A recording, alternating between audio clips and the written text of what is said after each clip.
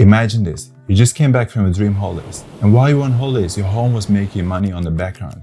But what if this income could have been multiplied? Not just while you're on holidays, but every single month. Imagine if you can turn your home into a high-earning investment. In this video, I share with you my hidden strategies that I've used to transform properties into income generators.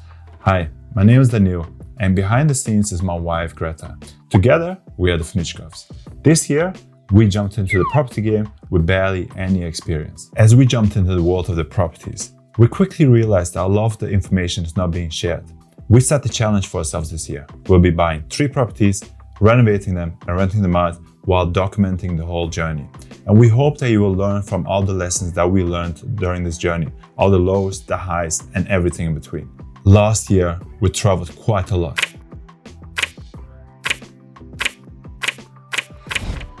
During some of those trips, we rented out our apartment on Airbnb, which made us quite a good amount of money. Imagine going on holidays, and during your holidays, your apartment is paying for your mortgage, your bills, and also makes you profit on top of it. But when we came from holidays, we started thinking, what if we can make this kind of money even when we're not on holidays? We got very curious, and we started to learn the world of Airbnb. We quickly understood that it's not just a side hustle for some people. There's a whole business ecosystem behind it. What surprises even more is how many people make a full-time income from renting out properties on Airbnb. And this led us to study a particular niche called serviced accommodation.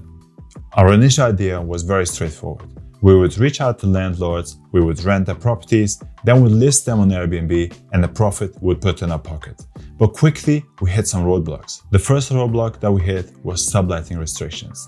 A lot of leases, they don't allow you to sublet properties. And also a lot of landlords, they're not a big fan of this idea either. The second one is the Airbnb 90-day rule, which basically means that within London, short-term rental of your property is only allowed up to 90 days a year. If you hit this cap, you're legally not allowed to rent out your property anymore, unless you seek for planning permission, which is very lengthy, can be very expensive, and does not always guarantee you to get it. And you can't easily change your clause of your property back to the normal one. However, there are workarounds. The first one is bypassing permissions. There's a lot of landlords that pretend that they have the planning permission in place, even if that's not the case, which is obviously illegal, and that's not the kind of a business that we would like to run. The second option is long-term rentals. So when you list your property for a minimum of 30 days, it's classed as long-term stays, and it does not count towards your 90-day yearly allowance on Airbnb. Obviously, this option was not ideal for us either. When we were renting out a property on Airbnb, we're only renting out long-term, but we did notice a big difference. When you rent it out for long-term, there's way less demand for it. You focus on young professionals and also students. But when renting out for long-term, you risk to have more voids as well. If you focus on long-term stays, you could end up with big gaps between your bookings. So for example, if your first booking is for 30 days, then the next one is 2 weeks after, you have a gap of 2 weeks. That 2-week gap cannot be filled because you focus on long-term stays with a minimum of 30 days allowance. So that means that those 2 weeks gaps you cannot fill and you're not going to get any money paid for it. When you rent out your property, you want to maximize the revenue because that's the goal in the end. This is where our journey with service accommodation ended, but it did not stop us for looking at alternative strategies. This is where we discovered a new strategy, which is called HMOs, which stands for House Multiple Occupancies. Instead of relying on short-term rentals or subletting restrictions, HMOs provide us with a consistent income stream by renting out the property by the individual room. This approach aligns better with our financial goals and a long-term strategy. If you've ever been a student or you lived in a big city like London, you've probably came across an HMO. It's essentially a property that's split into multiple rooms with shared facilities like a kitchen and a bathroom. Or, if you're lucky, you might have had your own private ensuite. The size of an HMO can range anywhere from 3 bedrooms to 20 rooms or even larger than that. HMOs are a very popular option. First of all, because they're cheaper. They're much cheaper than an apartment or a house, especially when it comes to big cities like London. The second reason is the social aspect of it. When you move to a big city, you want to meet new people, and a shared house is perfect for this. Also, HMOs, they come typically furnished, so you don't have to worry about buying furniture. All you have to worry about is bringing your suitcase and you're set. All-inclusive bills. Often bills like electricity and gas are all included, so you don't have to worry about them. The terms are often very flexible as well, so you can stay as short as 3 months or longer, which gives you a lot of flexibility. Then you have prime locations. HMOs, they give you the option to live at prime locations, which sometimes might have been out of reach for you. Less responsibilities. So you as a tenant, you don't have to worry about a lot of maintenance. This is the landlord's responsibility. And then of course you have safety. HMOs, they have to comply with a lot of regulations. One of them is fire safety, then you have living conditions, which gives you a very good peace of mind. But there's obviously also downsides. The first one is it's shared. So you have to share like a living room, a kitchen, so there's less privacy for you. The next thing is you have different lifestyles. So one of your housemates might want to wake up at 5 a.m. while you like to wake up at 7. So obviously there'll be some noise traveling throughout the property, and that's not really ideal either. Then you have limited spaces.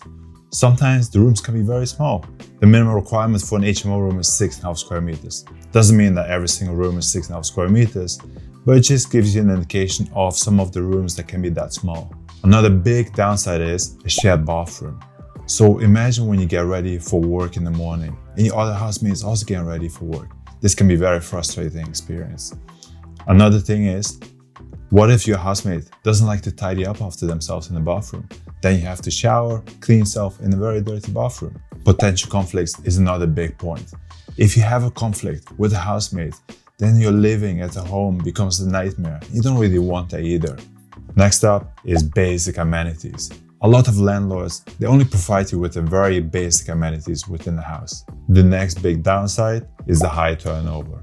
When tenants change frequently, it's going to be very hard to build relationships with other people within the house. The final one, which is in my opinion also the worst one, is bill disputes. Sometimes landlords, they leave the bills up to the tenants. So why would someone with a small room pay the same amount of electricity as someone with a bigger room?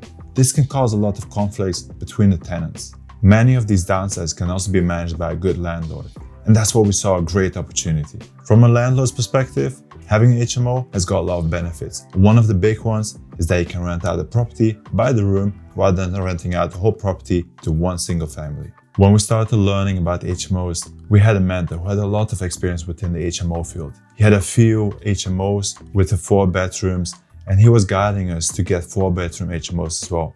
And the main reasons are, it's a very quick setup. It doesn't take a lot of time to convert a property from a regular house to a 4-bedroom HMO. The next one is the lower cost.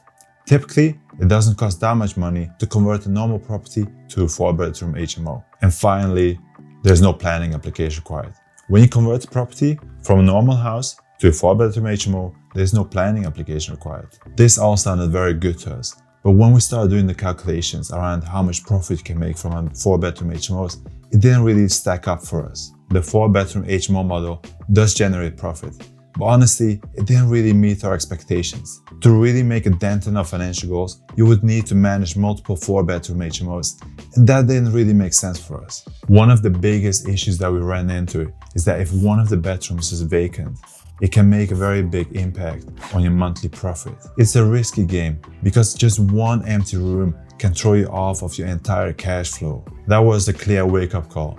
We really needed a better strategy to hit our financial targets. And on top of that, with the 4-bedroom HMO model, you're pretty much forced to find properties that are well below market value.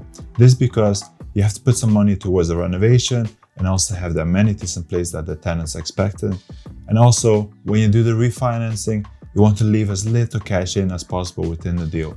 To tick all of those boxes, well, it's easy said than done. This made us rethink the whole approach about the 4-bedroom HMO and start looking for a better strategy. This is when we started to learn about bigger HMOs, in particular 6 bedrooms. Obviously, there's stricter regulations, but the numbers at least start to stack up for us. The more rooms you have, obviously, the more rental you get. One of the biggest advantages of a 6-bedroom HMO is they can do this within permitted development rights, as long as the property is outside an Article 4 area. This essentially means they can convert a single dwelling house to a 6-bedroom HMO without the need to go through planning application. And this is very appealing for a lot of the investors. But if you want to convert a property over 6 bedrooms, then you have to go through the full planning application. But the upside of that is, Once you get approval of it, you are then being classified as sui generis, which means they can get commercial valuation on the property. The commercial valuation is based on the rental income rather than a regular bricks and mortar, and this is a game changer. But Greta and I, we love a good challenge, and we asked ourselves, why should we stop at a 6-bedroom HMO? Why don't we go for an 8 or 9 bedroom? Nothing was stopping us in the end, so we decided to go for it. And in the end, we changed our yearly goal from acquiring 3 properties, renovating them, and changing them to a 4-bedroom HMO to acquiring 3 large properties, renovating them, and transforming them to 8 or 9-bedroom HMOs. At this point, we started working with a mentor who's got experience with large-scale HMOs, and he encouraged us to start taking challenges and take them to the next level. So we decided to go for larger-scale HMOs for 2 main reasons. The first one is high cash flow. The more rooms you have, the more income you can generate.